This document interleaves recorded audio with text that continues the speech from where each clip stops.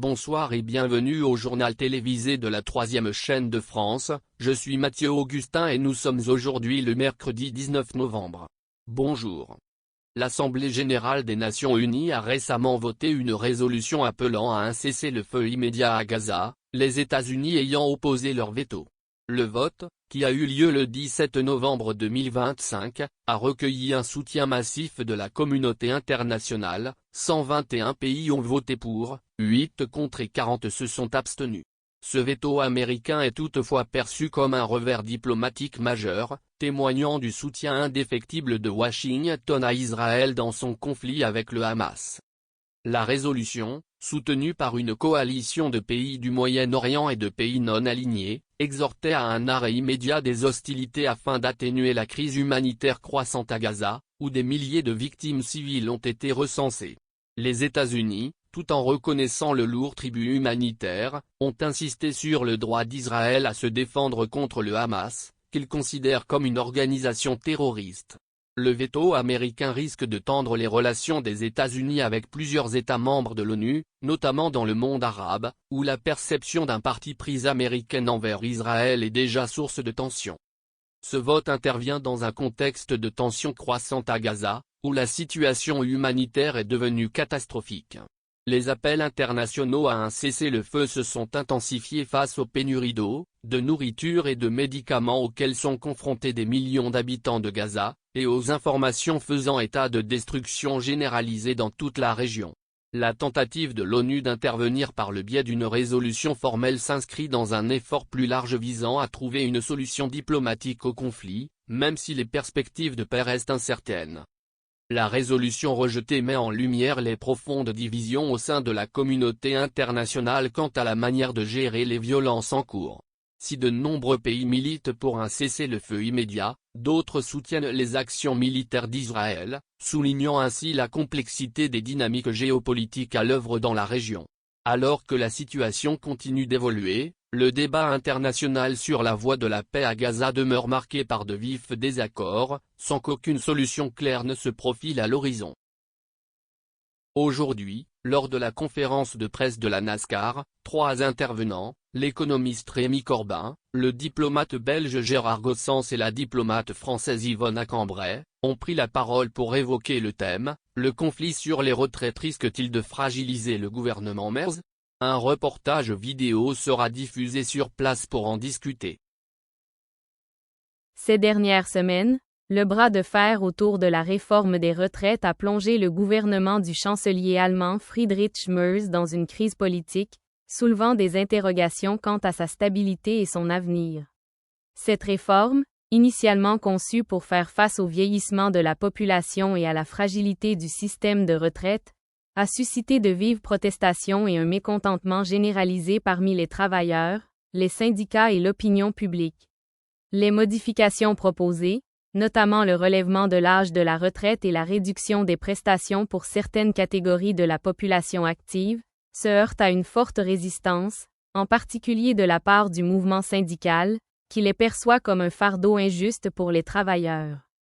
Malgré la pression croissante, le gouvernement Merz maintient sa position, insistant sur la nécessité de ces réformes pour l'avenir économique du pays. Cependant, face à la montée du mécontentement populaire et à la multiplication des manifestations, une question se pose. Ce blocage risque-t-il de fragiliser le gouvernement Merz? La situation devient de plus en plus précaire pour Merz. Ses partenaires de coalition, initialement favorables à la réforme, commencent à hésiter à mesure que les protestations s'intensifient. Plusieurs responsables régionaux du parti de Merz ont réclamé une révision des réformes proposées, craignant les répercussions politiques d'une telle mesure qui aliénerait des groupes d'électeurs clés, notamment la classe ouvrière. Parallèlement, les partis d'opposition ont exploité le mécontentement croissant, accusant Merz d'être déconnecté des besoins des citoyens ordinaires. Mesdames et messieurs, bonsoir à tous, et merci d'être ici pour ce moment décisif. On est tous témoins d'une situation qui fait trembler les fondements même du gouvernement de M. Merz. Je parle bien sûr de la situation autour de la réforme des retraites, un dossier qui devient chaque jour plus complexe, plus tendu. Alors, la question qui se pose aujourd'hui, est-ce que ce bras de fer autour des pensions va finir par mettre en question la stabilité de ce gouvernement ? C'est une question cruciale, et tout le monde se la pose. La réforme des retraites, qui semblait d'abord être un simple ajustement, est devenue un point de rupture. Les tensions sont palpables, et ce qui était censé être une réponse pragmatique aux défis économiques est en train de diviser le pays.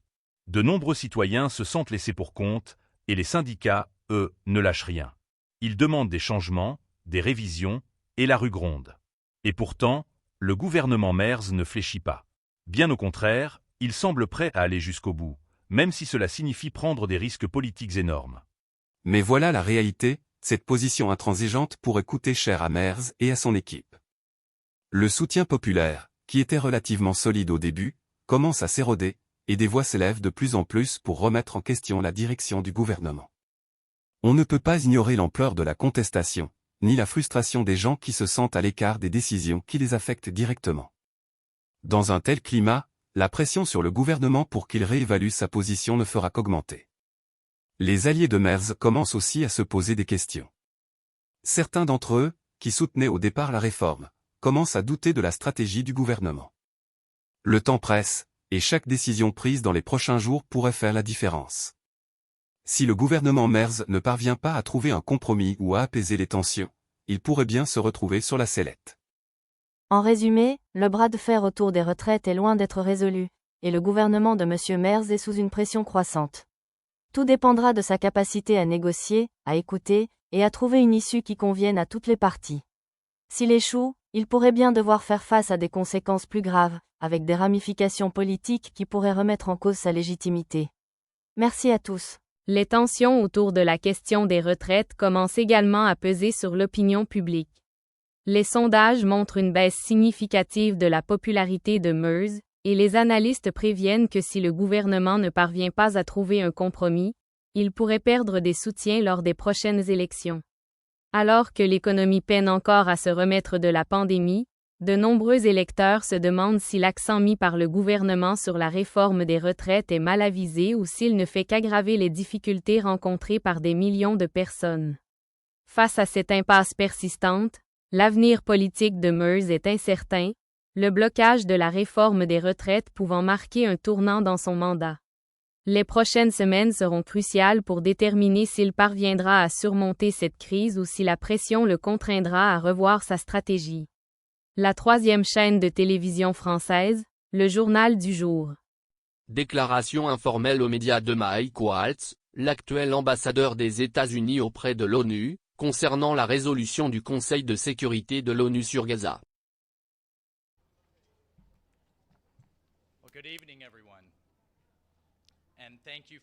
Bonsoir à tous, et merci de vous joindre à nous pour ce qui est un moment véritablement historique aux Nations Unies. Aujourd'hui marque un tournant, non seulement pour Gaza, non seulement pour le Moyen-Orient, mais aussi pour ce que la coopération internationale, sous la direction du président Trump, peut accomplir. Lorsque nous choisissons la diplomatie plutôt que la destruction, lorsque nous choisissons la stabilité plutôt que la souffrance et la paix plutôt que le conflit perpétuel, les Nations Unies ont prouvé aujourd'hui qu'elles peuvent être grandes à nouveau. Les Nations Unies ont prouvé aujourd'hui qu'elles peuvent être un phare pour la paix et non un simple spectateur. Le Conseil de sécurité des Nations Unies vient d'adopter la résolution sur Gaza, présentée par les États-Unis, qui accomplit quelque chose que nous n'avons pas vu depuis des générations. Elle offre une véritable voie concrète vers une paix durable pour les Palestiniens et les Israéliens. J'encourage donc tout le monde dans le monde, et j'encourage tout particulièrement les médias, à lire l'intégralité de la résolution. Lisez-la entièrement. C'est véritablement une victoire pour tous ceux qui croient en un avenir où le peuple palestinien pourra déterminer son propre destin et où il pourra vivre un avenir libéré de l'emprise des terroristes du Hamas. C'est la raison d'être des Nations Unies. Ouvrir la voie à une paix réelle, tangible et réalisable. Alors, soyons clairs, cette résolution et les progrès qu'elle représente n'auraient pas été possibles sans le leadership audacieux et la vision du président Trump. Mesdames et messieurs, il y a à peine quelques semaines, littéralement, le Moyen-Orient était plongé dans le conflit. Des otages étaient toujours retenus en captivité dans des tunnels. Les Palestiniens de Gaza souffraient dans un véritable enfer sur terre tandis que la guerre faisait rage. Puis, le président Trump a conclu un accord de paix, historique grâce au soutien crucial du Qatar, de l'Égypte et de la Turquie. Les otages sont rentrés chez eux et nous travaillons toujours pour ramener chez eux les 3 derniers otages qui se trouvent encore à Gaza. Mais nous avons également constaté un afflux massif d'aide humanitaire à Gaza, à raison de 660 camions par jour en moyenne. Depuis le début du cessez-le-feu, nous avons donc vu la région plongée dans le chaos il y a quelques semaines à peine. Elle a franchi une première étape concrète vers la paix et aujourd'hui, les Nations Unies l'ont inscrite dans le droit international. Aujourd'hui, le Conseil de sécurité s'est appuyé sur ces fondements et je tiens à remercier nos partenaires et alliés au sein du Conseil pour leur soutien, eux qui nous ont accompagnés à ce moment-là, mais en particulier le soutien de nos partenaires régionaux, de nos partenaires arabes et des pays à majorité musulmane. Ce soutien a été absolument indispensable, je ne saurais trop le souligner. Les États-Unis, le Qatar, l'Égypte, les Émirats arabes unis, le Royaume d'Arabie saoudite, l'Indonésie, le Pakistan, la Jordanie et la Turquie se sont unis pour soutenir cette résolution et le plan du président Trump. Vous avez ensuite reçu le soutien de la réunion de Sharm el-Sheikh, où plus de 20 pays, dont une douzaine d'Europe, y compris l'Union européenne, ont soutenu cette approche globale et démontré que la région est prête au changement. Mesdames et messieurs, la région en a assez des mêmes vieux discours, des mêmes vieilles solutions qui n'ont jamais fonctionné.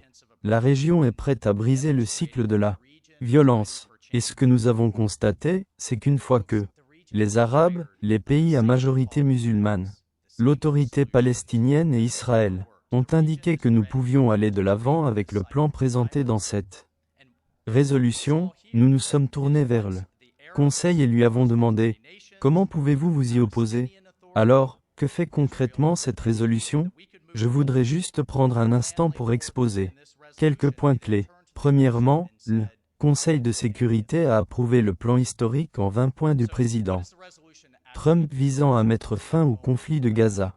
Elle se félicite de la création du Conseil de la paix en tant qu'administration transitoire pour Gaza, chargée de superviser et de soutenir un comité palestinien technocratique et apolitique, responsable des services publics courants. Elle souligne l'importance cruciale de l'aide humanitaire pour la population de Gaza et autorise une force internationale de stabilisation pour stabiliser l'environnement sécuritaire à Gaza en garantissant le processus de démilitarisation de la bande de Gaza, notamment la destruction et la prévention de la reconstruction des infrastructures militaires terroristes et offensives.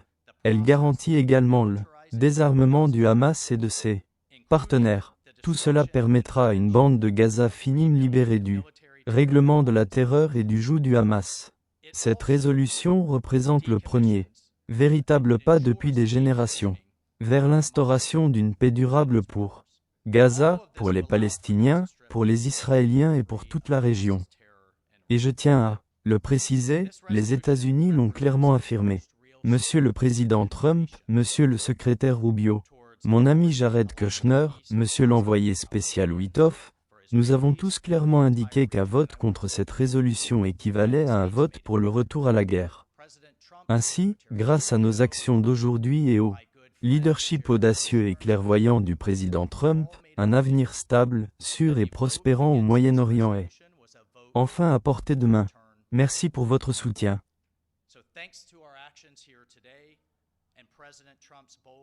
Clear-eyed leadership, a stable, a safe, and a prosperous future in the Middle East is now finally within reach. Thank you. Ambassador, does the U.S. still support your resolution? Does the U.S. still support your...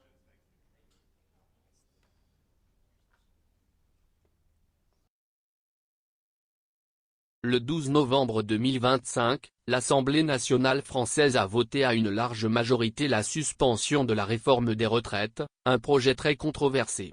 Cette décision représente une victoire significative pour les syndicats et les manifestants qui s'opposaient farouchement au changement proposé.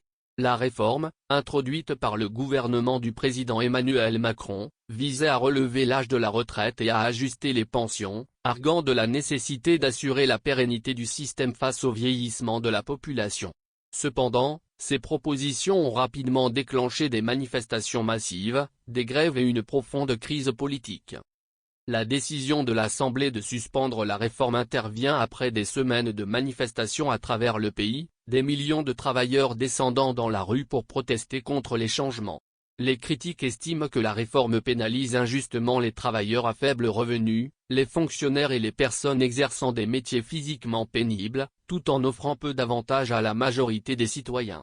Ce vote constitue un revers majeur pour le gouvernement Macron, qui espérait faire adopter ces changements comme un élément clé de son programme économique. Le vote de suspension a été soutenu par une large coalition de parlementaires, incluant des membres de partis d'opposition et certaines factions centristes, signe d'une fracture croissante au sein de la coalition de Macron. Plusieurs figures importantes de son propre parti, La République En Marche, avaient exprimé leurs inquiétudes quant à l'impact de la réforme sur l'électorat, notamment suite aux importantes manifestations populaires.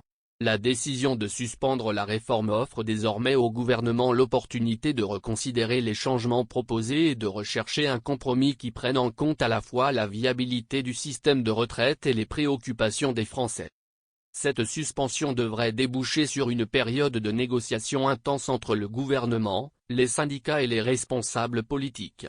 Si certains experts estiment que cela pourrait ouvrir la voie à une réforme plus équilibrée, d'autres mettent en garde contre le risque que tout retard ou compromis n'alimente le mécontentement, surtout s'il ne répond pas aux revendications des manifestants. Face à ce paysage politique en pleine mutation, le gouvernement Macron est désormais confronté à la difficile tâche de trouver une voie à suivre sans s'aliéner des groupes d'électeurs clés. Le receveur des Bengals de Cincinnati, Ja'Marr Chase, a été suspendu pour un match suite à un incident survenu lors d'une récente rencontre de NFL. Il est accusé d'avoir craché sur un adversaire. La suspension, annoncée le 17 novembre 2025, fait suite à l'examen de l'incident lors du match opposant les Bengals aux Steelers de Pittsburgh. Lors de cette rencontre, Chase a eu un échange tendu avec un défenseur des Steelers. Les officiels de la NFL ont visionné plusieurs angles de caméra et ont conclu que Chase avait craché en direction de son adversaire, un geste contraire au règlement de la ligue. L'incident controversé s'est produit en fin de deuxième mi-temps, alors que les Bengals et les Steelers étaient engagés dans un duel intense. Chase, réputé pour son jeu explosif, s'est retrouvé impliqué dans une altercation physique avec le cornerback Joe Hayden après une réception. Dans la mêlée qui a suivi, les caméras de télévision ont clairement montré Chase cracher, provoquant immédiatement l'indignation des fans, des analystes et des joueurs. Cette suspension a suscité une vague de réactions, d'autant plus que les décisions disciplinaires de la NFL sont souvent scrutées de près. Les critiques estiment que la réaction de la Ligue était nécessaire pour préserver l'intégrité du jeu et faire clairement comprendre que les comportements antisportifs, notamment les crachats, ne seront pas tolérés. Cependant, certains se demandent si la suspension d'un match est suffisante, suggérant que des sanctions plus sévères pourraient être nécessaires pour dissuader de tels incidents à l'avenir. Chase, l'un des joueurs les plus performants de la ligue cette saison, a présenté publiquement ses excuses pour son geste, expliquant que l'altercation était due à l'exaltation ressentie lors d'un match tendu. Il a reconnu que son comportement était inapproprié et a promis de tirer les leçons de cet incident. Les Bengals, actuellement en pleine saison, devront désormais jouer sans leur receveur vedette pour le prochain match, ce qui pourrait compromettre leurs chances de qualification pour les séries éliminatoires. L'absence de Chase mettra également davantage de pression sur les autres joueurs offensifs de l'équipe, qui devront se montrer à la hauteur. La décision de la NFL de suspendre le jeune receveur souligne l'engagement de la Ligue à maintenir la discipline des joueurs et à faire respecter les normes de l'esprit sportif.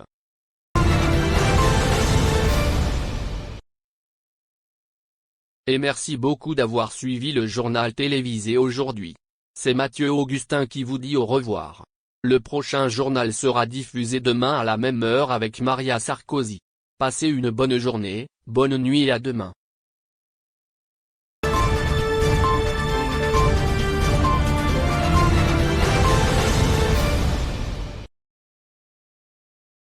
Le sponsor de l'exposition est MC Donald France.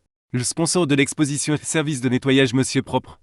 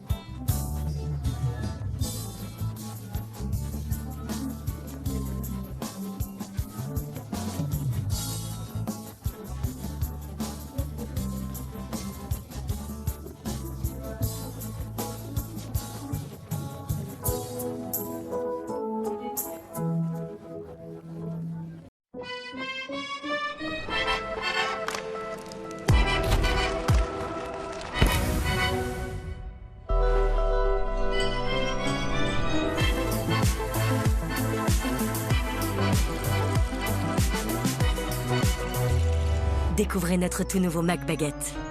Uniquement disponible en France.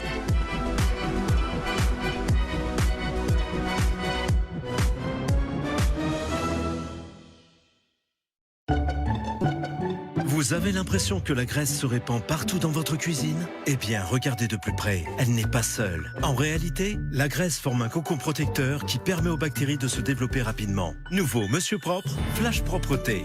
Dissout rapidement la graisse, tout en éliminant 99,9% des bactéries et le virus de la Covid-19. Pour des surfaces impeccablement propres et saines, tous les jours, sans effort. C'est ça, la propreté de Monsieur Propre. Monsieur Propre.